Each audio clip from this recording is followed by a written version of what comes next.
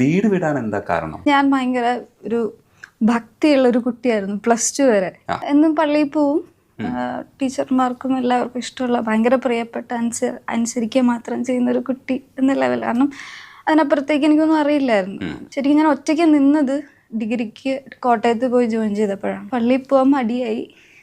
പിന്നെ എന്തിനാണ് ഞാൻ പള്ളിയിൽ പോകുന്നതെന്നുള്ള ചിന്ത വന്നു തുടങ്ങി.